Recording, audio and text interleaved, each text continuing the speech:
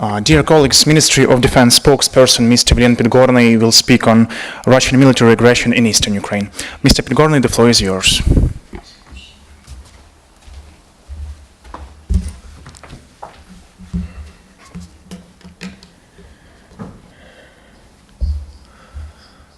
Good afternoon, ladies and gentlemen. Let me give you a weekly update on the events of the Russia-Ukraine military conflict in eastern Ukraine and Crimea that took place between September 26th and October 2nd.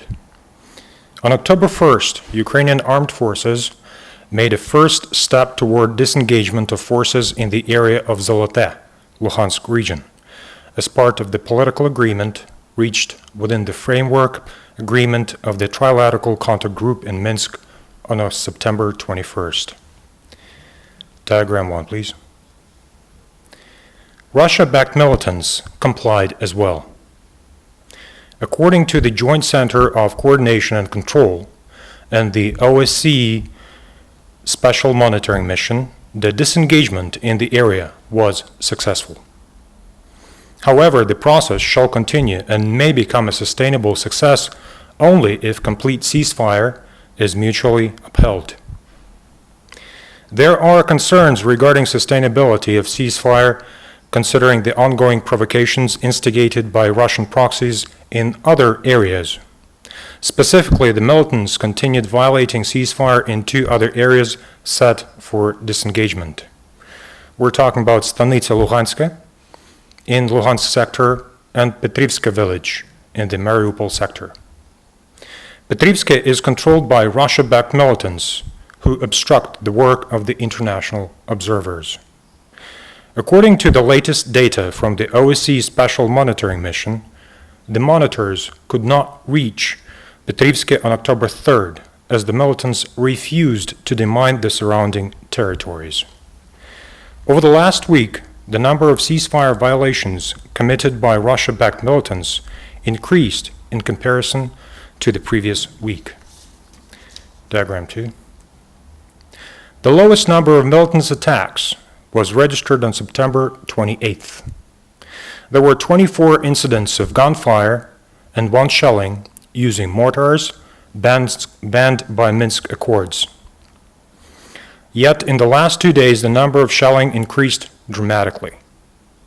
On October 2nd, Russia-backed militants fired over 200 shells from heavy mortars along the front line, as well as employed artillery and tanks in major flashpoints along the contact line, namely near the village of Zaitsevo, Avdiivka, and the Donetsk sector.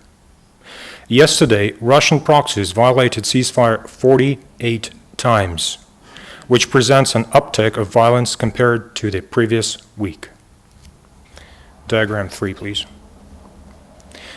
The vast majority of ceasefire violations took place in the following areas: Stanitsa Luhanska, Novozvanivka, Novoalexandrivka village in the Luhansk sector, perimeter of Horlivka, including major flashpoints of Zaitsevo, Novhorodske, and Verkhnyotoretske, as well as Avdiivka in the Donetsk sector.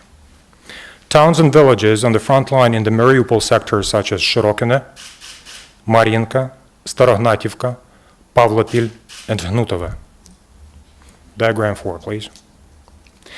Last week, 2 Ukrainian servicemen were killed in action and 12 were wounded. Our hearts go out to the families and friends and close ones of the fallen Ukrainian heroes. In conclusion, Russian-backed militants organized so-called primaries on October 2nd on the temporarily occupied territories of Donetsk and Luhansk regions. Russia-backed militants attempted to derail the peace process in eastern Ukraine by imitating the local elections outlined in the Article 12 of the Minsk agreements. This contradicts the Ukrainian legislation. The process was not observed by authorized international monitors with proper credentials. The so-called primaries violated the fundamental principles of free expression of popular will. Therefore, the results of Russia-backed occupational administration actions are illegitimate. Thank you very much for your attention. See you next week. Thank you, Mr. Pidgornyy. At this point, the press conference is finished. Looking forward to seeing you here next Monday. Thank you.